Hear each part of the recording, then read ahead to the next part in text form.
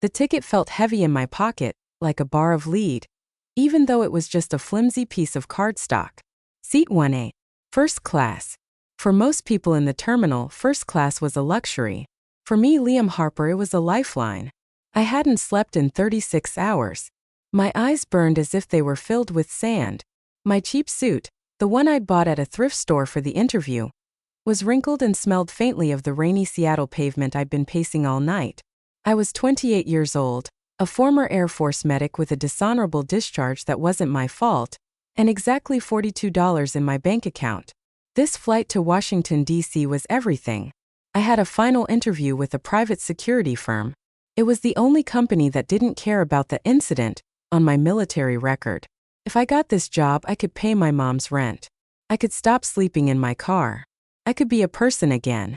I had spent the last of my frequent flyer miles hoarded from my service days, to upgrade. I needed the sleep. I needed to arrive fresh, shaved, and sharp. If I walked into that interview looking like a zombie, it was over. Boarding Group 1, the gate agent announced, her voice crackling over the intercom. I stood up, gripping my worn duffel bag. I felt a surge of relief. A lie-flat bed. Champagne. Silence. I moved toward the gate, joining the line of polished businessmen and women in designer coats. They looked at me, unshaven, tired, wearing scuffed boots, with disdain. I didn't care. I belonged in seat 1A just as much as they did. That's when I saw her. She was standing near the economy lane, looking confused. She was tiny, a wisp of a woman barely 5 feet tall. She wore a gray wool coat that looked 3 sizes too big and older than I was. Her white hair was pulled back in a messy bun, and she was clutching a plastic grocery bag as if it contained the crown jewels. But it was her hands that caught my attention. They were trembling. Violently. She was trying to hand her boarding pass to the agent, but her shaking hands caused her to drop it. "Oh dear," she whispered, her voice brittle. "I'm so sorry." She bent down to pick it up, but her balance was off. She stumbled. I stepped out of the first-class line instinctively. "Mom? Let me get that." I picked up the boarding pass. Zone 5. Seat 42E. The middle seat. Last row. By the toilets. "Thank you, young man," she smiled. Her face was a map of wrinkles, but her eyes, a striking, piercing blue, were surprisingly sharp. They didn't look like the eyes of a confused old lady. They looked haunted. "Are you okay?" I asked. "You seem a bit unsteady." "Just tired," she said, leaning heavily on a wooden cane. "It's a long walk from the bus stop, and I'm afraid my hip isn't what it used to be." "Zone 5, please wait your turn," the gate agent snapped, looking annoyed. "Sir, you're first class? Please board. We need to keep the line moving." The old woman flinched at the agent's tone. She looked small. Invisible. "Go on," she whispered to me. "Don't let me hold you up. Enjoy the front." I looked at her. I looked at her cane. I imagined her sitting in seat 42E for 6 hours, squeezed between strangers, unable to move that bad hip, the vibration of the engines right against her back. Then I looked at my ticket. Seat 1A. I needed that sleep. I needed that job. My mom was counting on me. But I remembered what my commanding officer used to say before everything went to hell. Character isn't what you do when everyone is looking. It's what you do when you're tired, hungry, and alone. I looked at the businessman behind me. He was tapping his foot, checking his Rolex. "Buddy, move it or lose it." That decided it. I turned to the gate agent. "I'd like to request a seat swap," I said loud enough for the businessman to hear. The agent sighed. "Sir, the flight is full. We can't move you." "No," I said, handing her my ticket. "I want to give seat 1A to this lady, and I will take her seat." 42. The silence at the gate was instant. The businessman stopped tapping his foot. The old lady looked up at me, her blue eyes widening. "Young man," she said, gripping my arm with surprising strength, "you cannot do that. That is an expensive seat. I am nobody. I am just an old woman going to visit. Going home." "It's just a seat, ma'am," I lied. It was my future. But I couldn't leave her there. "I prefer the back. Less turbulence." She studied my face. For a second it felt like she was scanning my soul. She saw the dark circles under my eyes. She saw the fraying collar of my shirt. She knew I was lying. "What is your name?" she asked softly. "Liam," I said. "Liam Harper." "Liam," she repeated, testing the weight of it. "You are a fool, Liam. But you are a kind fool." "Please," I smiled tiredly. "Take it. Before I change my mind." I took her Zone 5 ticket. I handed her the first-class pass. The gate agent looked at me like I was insane, but she processed the swap. "Boarding pass updated. Enjoy row 42, Mr. Harper." As the old lady walked down the jet bridge, guided by a suddenly respectful flight attendant, she turned back one last time. She didn't wave. She just nodded. A sharp singular nod. Like an order. I took a deep breath, adjusted my bag, and headed for the back of the plane. Chapter 2: The Cattle Class. Row 42 was exactly as bad as I feared. The seat didn't recline. The air conditioning vent above me was broken. To my left was a teenager playing a video game at full volume without headphones. To my right was the bathroom door, which slammed shut every 3 minutes with a thwack that vibrated through my skull. I squeezed my long legs into the tiny space. My knees jammed against the plastic seat in front of me. Goodbye sleep, I thought bitterly. Goodbye job. As the plane taxied, I pulled out my notes for the interview. I tried to study the security protocols of Aegis Defense, but the words swam before my eyes. Rough day. I looked up. The teenager had paused his game. "Long life," I muttered. "I saw what you did," the kid said. "Up at the gate. My mom said you're crazy. She said you probably did it for a TikTok prank." "No camera." I pointed to my empty hands. "Just stupidity." "I think it was cool," the kid shrugged. "That old lady looked like she was gonna snap in half. But hey, you know who she looks like." "Who?" "My grandma," the kid laughed. "But also, you know that history documentary? The one about the coup of 24. I stiffened. The coup. Everyone knew about it. 5 years ago, the country had almost fallen apart. President Althea Sterling, the Iron Lady, had been removed from power in a shadow operation led by her own vice president. They claimed she was mentally unstable, unfit to lead. She vanished the next day. Some said she was dead. Some said she was in a black site prison. The country had been in a slow decline ever since. Inflation was up, morale was down. "She looks like the missing president?" I asked, raising an eyebrow. "A really old, beat-up version of her," the kid said. "But nah. President Sterling was tall. That lady was tiny." I shook my head. "Just an old lady, kid. Go back to your game." The plane took off. The G-force pressed me into the hard seat. I closed my eyes, trying to meditate, trying to find 5 minutes of rest. But 2 hours into the flight, the chaos started. It began with a voice over the intercom. It wasn't the pilot. It was the frantic voice of a flight attendant. "Is there a doctor on board? Please, we have a medical situation in first class." My eyes snapped open. Medical situation. First class. The old lady. I didn't wait. I didn't think. I was a medic. It was reflex. I unbuckled my seatbelt. The fasten seatbelt sign was on due to turbulence, but I ignored it. I stood up and ran down the narrow aisle, pushing past the drink cart. "Sir, sit down," a stewardess yelled. "I'm a medic," I shouted back, holding up my expired military ID as I ran. "Let me through." I sprinted through economy, through business, and burst through the curtain into first class. The scene was chaotic. The businessman, the rude one from the gate, was standing over seat 1A yelling. "She's faking it. She just wants attention. Get this hag off the plane." In seat 1A, the old woman was slumped over. Her skin was gray. She was clutching her chest. Her breath was coming in shallow. Ragged gasps. "Back off." I shoved the businessman aside. He hit the wall with a thud. "You touched me. I'll sue you," he screamed. "Shut up," I snarled. I dropped to my knees beside the woman. I checked her pulse. It was erratic. Thready. "Mum." I tapped her cheek. "Can you hear me?" "It's Liam." Her blue eyes fluttered open. They were unfocused. "Liam," she wheezed. "Pocket." "Left pocket." I reached into her oversized wool coat. My fingers brushed against a cold metallic object. It felt like a heavy seal or a medallion. but I pushed past it to find a small orange pill bottle. Nitroglycerin. Heart condition. I've got it, I said. I opened the bottle, took out a tiny tablet, and placed it under her tongue. Breathe, I instructed, taking her hand. In through the nose. Out through the mouth.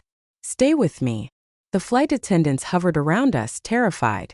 The businessman was still ranting in the background about how economy trash was ruining his flight. Is she dying? One attendant whispered. Not today, I said, watching her color slowly return. The pill was working. Her breathing deepened. I stayed on my knees for 30 minutes, holding her hand, monitoring her pulse. Slowly, the grip on my hand tightened. She looked at me.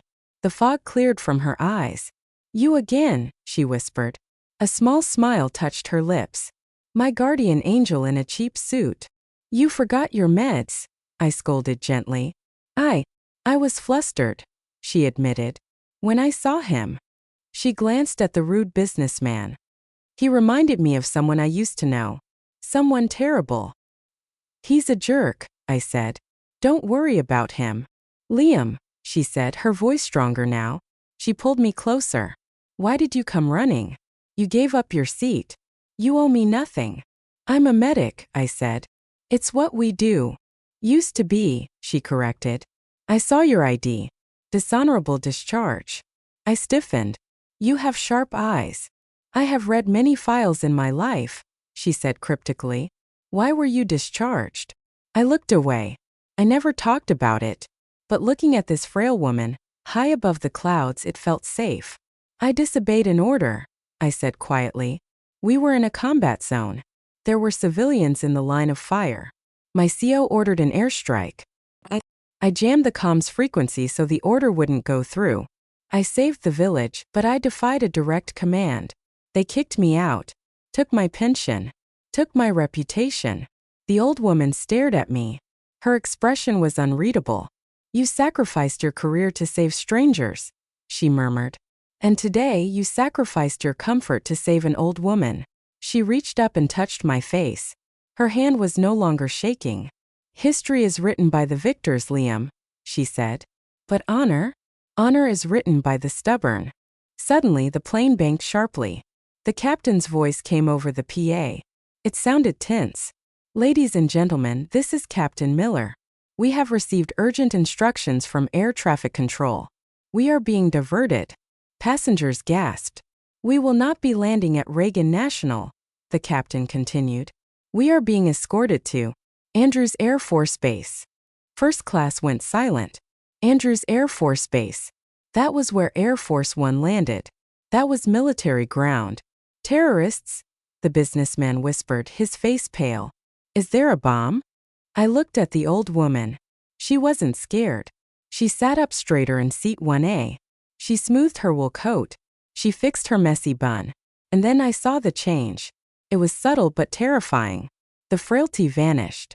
The confused grandma act evaporated. Her jaw set.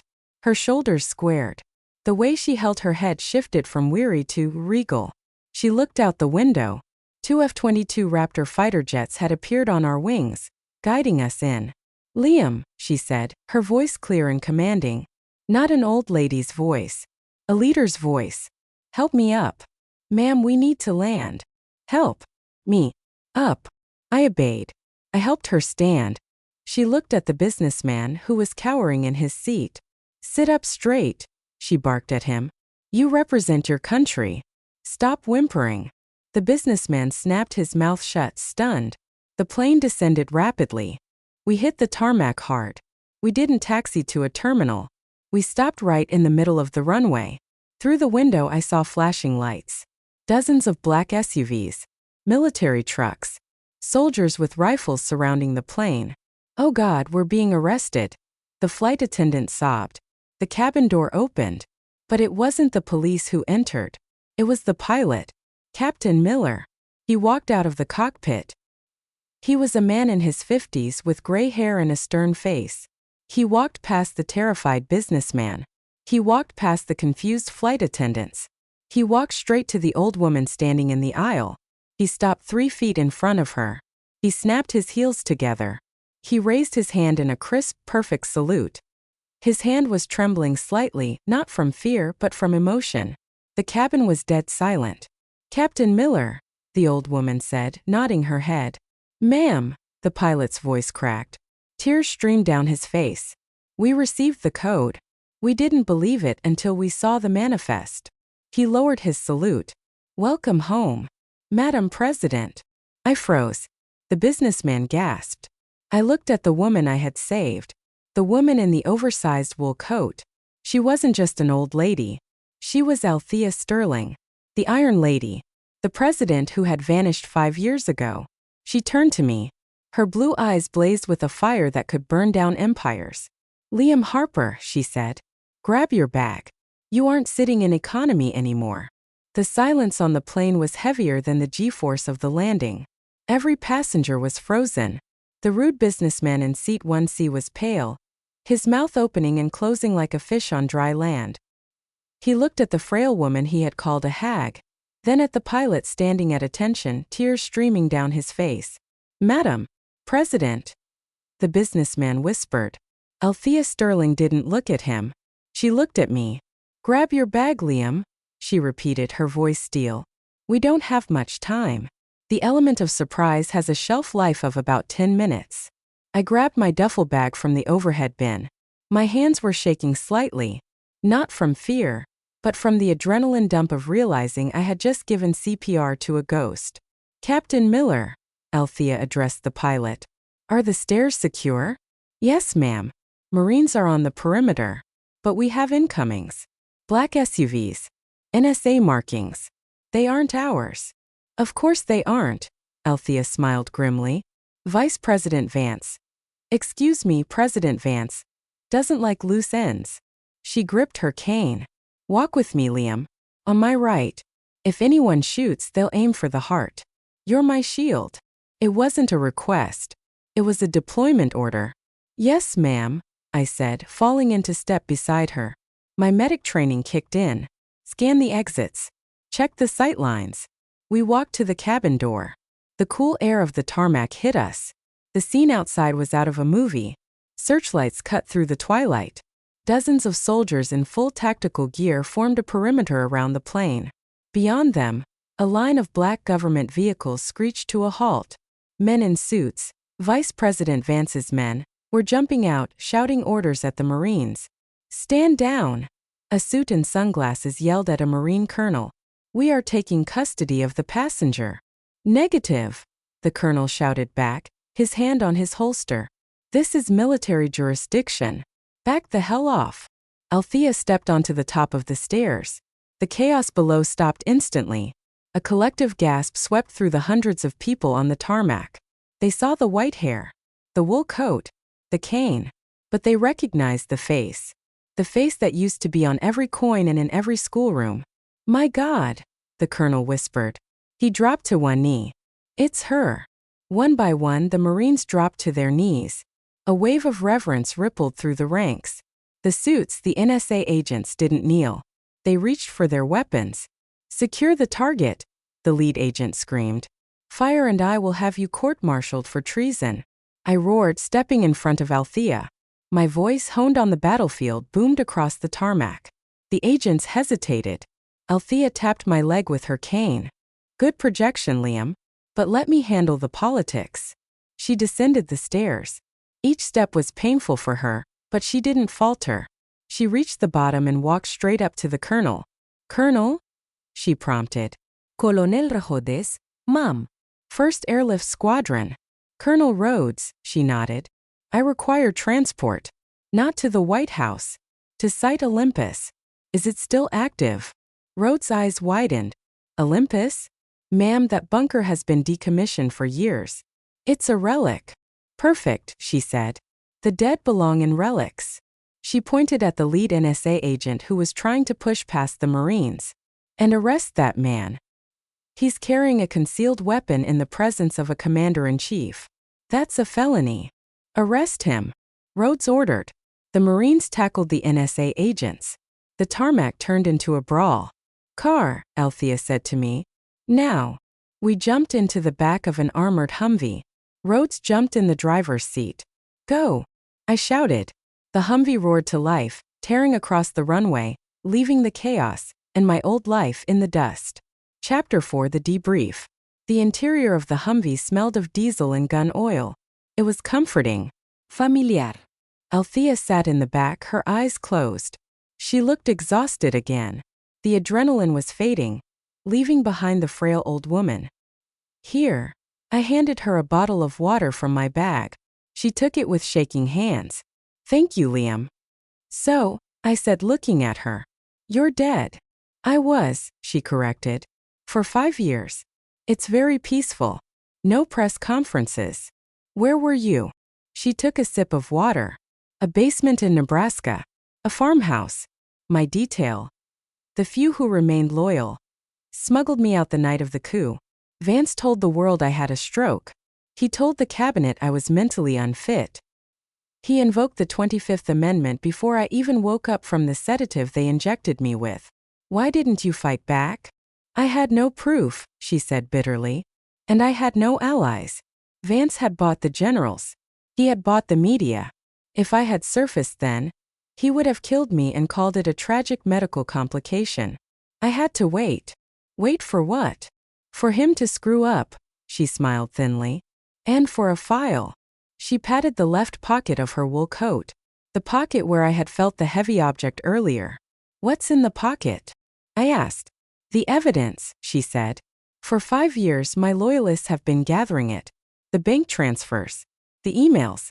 The proof that Vance sold our foreign policy to the highest bidder. Proof that the coup wasn't about my health, it was about a $1 trillion pipeline deal in the Arctic. She looked at me. I was in Seattle to pick up the final piece of the puzzle from a whistleblower. I was supposed to have a private jet. It exploded on the runway before I boarded. My blood ran cold. They tried to kill you today? They try every day, she shrugged. I had to fly commercial. I had to be invisible. I bought a ticket in economy. But then, my hips started hurting. I saw the line. I got confused. She looked at me with those piercing blue eyes. And then a young man with a dishonorable discharge and a kind heart gave me his first-class seat. She leaned forward. Do you believe in fate, Liam? I believe in bad luck, I said. And I think I just stepped into a pile of it. Perhaps, she chuckled. But consider this. If you hadn't given me that seat, I would have been in row 42. When my heart episode started, the flight attendants back there might not have noticed in time. Or the medical emergency wouldn't have been called fast enough. You saved me twice today. The Humvee slowed down. We were driving deep into the woods of Virginia. We're arriving at Olympus, Colonel Rhodes called from the front. Liam, Althea said, her voice serious again. You were going to an interview today. For a security job. Yeah, I looked at my cheap watch. I missed it. Good, she said. You're overqualified. She reached into her coat and pulled out a lapel pin. It was a small silver eagle. The pin of the Presidential Protection Detail. I am activating you, she said. Field Commission. You are now the head of my Secret Service detail. Mom. I'm a medic with a bad record. I'm not a bodyguard. You jammed a comms frequency to save a village. She recited my file from memory. You defy orders when they are wrong. You protect the weak. That is exactly what I need.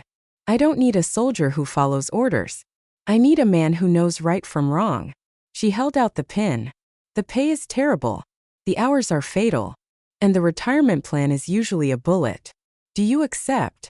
I looked at the pin. I thought of my mom struggling to pay rent. I thought of the country falling apart under Vance. I took the pin. I stuck it through the lapel of my thrift store suit. I accept, Madam President. Chapter 5: Site Olympus. Site Olympus was a Cold War relic buried under a fake logging camp. We entered through a hidden elevator in a warehouse. The doors opened to reveal a dusty, concrete bunker filled with old computers and flickering fluorescent lights. But it wasn't empty. Waiting inside were 6 people. They wore mismatched clothes, jeans, hoodies, tactical gear. Welcome back, boss. A woman with a cybernetic arm and pink hair said. She was sitting at a bank of monitors. Team, Althea nodded. She turned to me. Liam, meet the ghosts. The only people in Washington who haven't sold their souls. She pointed to the pink-haired woman. That's Jinx, former NSA. She found the pipeline emails. She pointed to a giant of a man sharpening a knife in the corner. That's Brick, former Navy SEAL. He drove me out of DC 5 years ago. They looked at me with suspicion. Who's the suit? Brick grunted. This is Liam, Althea said. He's the new head of detail. Brick laughed. He looks like he sells used cars. He saved my life on Flight 404, Althea said sharply. Respect him or fight him. But be warned, he has a stubborn streak. Brick sized me up. I didn't flinch. We have a problem, Jinx interrupted, spinning her chair around. Vance knows you landed. The tarmac incident is all over social media. The ghost on the tarmac. He's spinning it. Look. She pointed to a large screen. President Vance was on TV. He was standing in the White House briefing room. He looked sad. Concerned. My fellow Americans, Vance said smoothly, we have received disturbing reports of a woman impersonating our beloved late President Sterling. This is a cruel prank.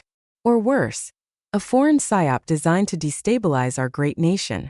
We have deployed the National Guard to apprehend this imposter. Do not approach her. She is considered armed and mentally unstable. Unbelievable, I muttered. He's gaslighting the whole country. It's working, Jinx said. Twitter is calling you a deepfake. They say you're a clone. A hologram. Althea slammed her cane on the concrete floor. I am not a hologram. I am the elected president of the United States. We need to prove it, I said. A photo isn't enough. We need a broadcast. Live. Unfiltered. The emergency broadcast system, Althea said. If I can access it, I can override every channel in the country. I can speak directly to the people. I can show them the files. We can't do it from here. Jinx shook her head. Olympus is cut off. The uplink cables were severed in '99. Where is the nearest uplink? I asked. Jinx typed furiously. A map appeared on the screen. A red dot blinked in the center of DC. The specific transmitter we need. The only one with the old analog override codes Althea has is at the top of the Washington Monument. Brick groaned. The monument? It's a tourist trap. It's surrounded by open ground. It's a kill box. It's also the highest point in the city, Althea said. And tonight is the 4th of July. I looked at the calendar on the wall. July 4th. Fireworks, I realized. Crowds. Chaos. Exactly, Althea smiled. A dangerous, predatory smile. Vance will be at the Lincoln Memorial giving a speech. The Secret Service will be stretched thin managing the crowds. The airspace will be restricted for the show. We hide in plain sight, I finished her thought. We use the crowd as cover. We get you into the monument. You hijack the signal right when the fireworks start. It's suicide, Brick said. But he was smiling too. I like it. Liam, Althea turned to me. You're the strategist. Get me to that elevator. I looked at the map. I looked at the team. I looked at the old woman who held the fate of the nation in her oversized coat. We need a disguise, I said. And we need a distraction. Chapter 6. The Lion's Den. DC was a sea of red, white, and blue. The humid air smelled of hot dogs and gunpowder. Hundreds of thousands of people filled the National Mall, waiting for the fireworks. We moved through the crowd. Althea was in a wheelchair, covered by a heavy blanket. She wore a Vance 2026 baseball cap pulled low. I was pushing her. I had ditched the suit jacket and rolled up my sleeves. I looked like a tired grandson taking his grandma for a walk. Brick and the others were scattered in the crowd, creating a perimeter. Checkpoint ahead. Jinx's voice crackled in my earpiece. A line of police officers was checking bags near the base of the monument. Relax, Althea whispered. Remember, I'm just a senile old lady who loves fireworks. We rolled up to the checkpoint. Bag check, the officer grunted. He looked at Althea. Ma'am, can you stand? Oh, honey, if I could stand, I'd be dancing. Althea cackled. It was a perfect crazy old lady laugh. My grandson here promised me I could see the boom booms before I die. The officer rolled his eyes. Go ahead. Keep moving. We were in. We reached the base of the monument. The elevator entrance was guarded by 2 National Guard soldiers. This was the hard part. Brick now, I whispered into my comms. 200 yards away, near the reflection pool, a massive explosion of green smoke erupted. Gas! Gas! Someone screamed. Panic rippled through the crowd. People started running. The National Guard soldiers looked toward the commotion. What the hell? Go, I told Althea. I spun the wheelchair around. I pulled out a taser I had borrowed from Jinx. Zap, zap. The 2 guards dropped silently. Clear, I hissed. We dragged the guards into the bushes. Brick appeared from the shadows, holding the elevator doors open. Get her up there, Brick said. I'll hold the lobby. I pushed the wheelchair into the elevator. I hit the button for the observation deck. The ride up was slow. Agonizingly slow. You okay? I asked Althea. She was pale again. She was clutching the pill bottle. Just stage fright, she joked weakly. It's been a while since I addressed the nation. The doors opened. The observation deck was empty. Through the small windows we could see the entire city lit up. The Lincoln Memorial was glowing in the distance. We could see the tiny figure of Vance on the Jumbotron screens, giving his speech. Help me to the panel, Althea said. We moved to the maintenance panel on the wall. Jinx walked us through the hack over the comms. Green wire to red terminal. Input code. Phoenix 1. Althea typed the code with trembling fingers. Access granted. I'm in, she breathed. I have control of the emergency broadcast system. Wait for the signal, I said. Wait for the grand finale. Below us, the first fireworks whistled into the sky. Boom! Red light flooded the room. Liam, Althea said. She was looking at the screen. This uploads the files to every news station. But to broadcast my voice, I need to override the audio frequency. It will take 2 minutes to sync. Do it. Vance will know where the signal is coming from the second I start, she warned. They will send everything they have at this tower. I know, I said. I pulled out a pistol taken from the guard downstairs. Start talking, Madam President. I'll make sure nobody interrupts you. She nodded. She pressed the red button. Below us, the Jumbotrons at the Lincoln Memorial flickered. Vance's face distorted. Static filled the air. Then a voice, clear, strong, unmistakable, boomed over every speaker in Washington, D.C., interrupting the fireworks. My fellow Americans, this is Althea Sterling, and I have returned. At the same moment the elevator dinged. The doors started to open. I raised the gun. Here we go, I whispered. The elevator doors pinged open. I didn't wait to see who was inside. I fired 2 warning shots into the doorframe. Sparks showered down. Cover! A voice screamed from inside the elevator. It wasn't the National Guard. It was a tactical team. Black armor. No insignias. Vance's cleaners. They threw a flashbang canister into the small observation deck. Close your eyes. I yelled, shielding Althea with my body. Bang! A blinding white light filled the room, accompanied by a deafening ringing in my ears.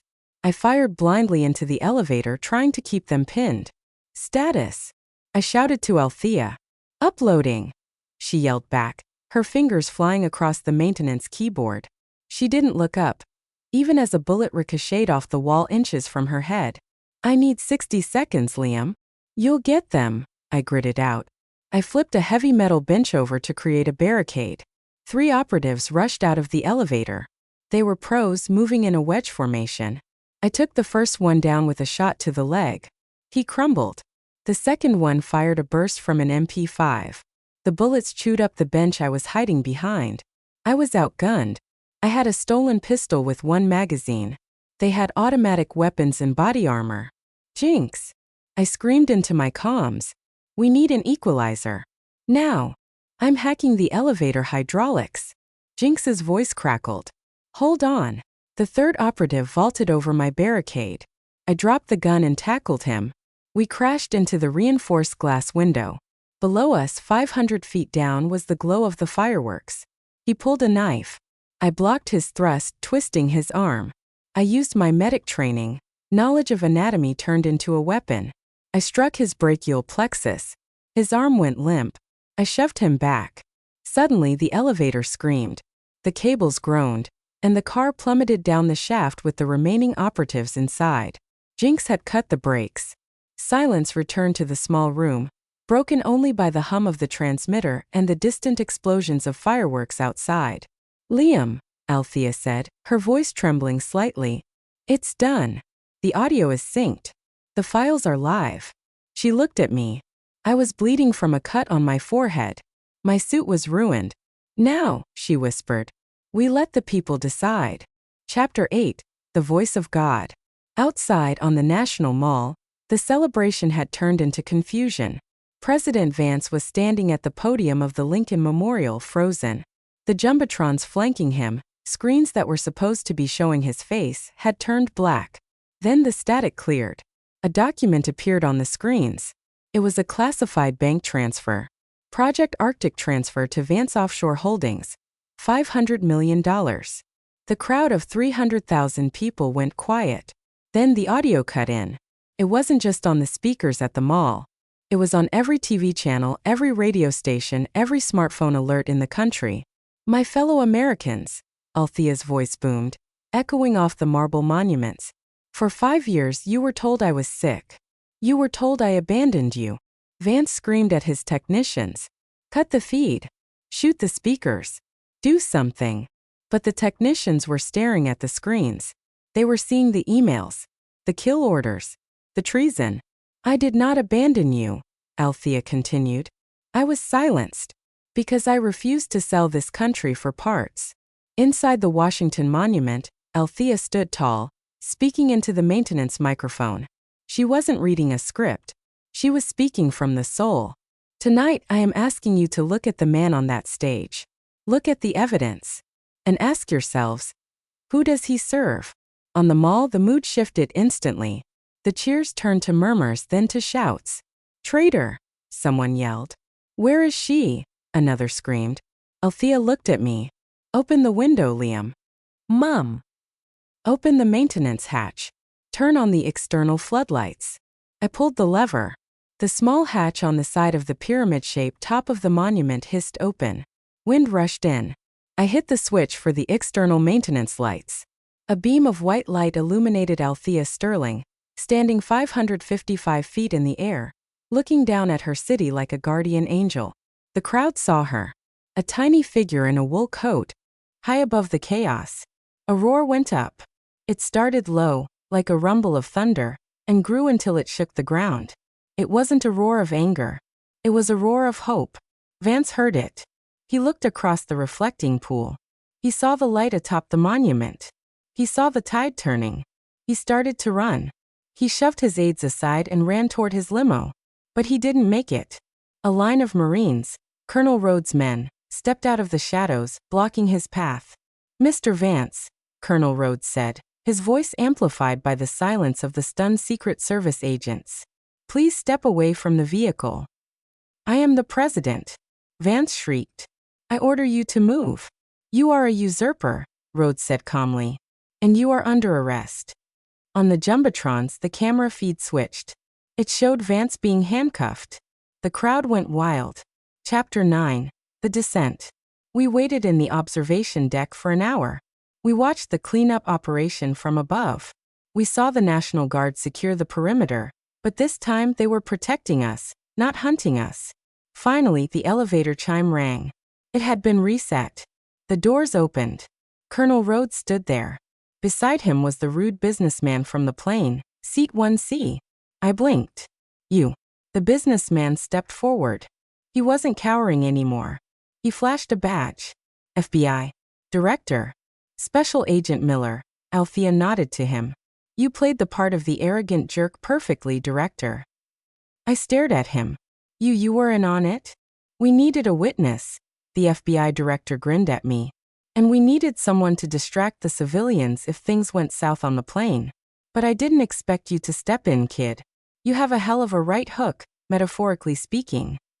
Althea walked over to me. She placed her hand on my arm. "Liam," she said, "the world is waiting downstairs. There will be cameras. There will be questions. Are you ready?" I looked at my bloodstained shirt. I looked at the presidential pin on my lapel. "I don't have a tie, ma'am," I joked weakly. You don't need a tie, she smiled. You have honor. That's better. We rode the elevator down. When we walked out of the base of the monument, the flashbulbs were blinding. Thousands of people pressed against the barricades, chanting her name. Althea didn't walk to the podium alone. She didn't walk with the FBI director. She leaned on her cane with her left hand, and with her right hand, she held onto my arm. We walked through the gauntlet of history together, the old woman and the disgraced medic. As we reached the limo, the beast, a reporter shouted out, "Mr. Harper! Mr. Harper! What did you say to her on the plane? How did you know?" I stopped. I looked at the camera. I didn't know who she was, I said honestly. I just knew she needed a seat. Epilogue, first class. 6 months later. The Oval Office smelled of fresh flowers and lemon polish. I stood by the window, looking out at the rose garden. I adjusted my earpiece. My suit was tailored now. Armani, fitted to conceal the weapon under my left arm. Eagle is on the move. I whispered into my wrist mic.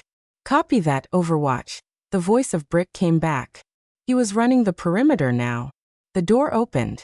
President Sterling walked in. She looked healthier. The gray pallor was gone. She walked with the cane, but she moved with energy. She sat at the resolute desk. She looked at the stack of papers waiting for her.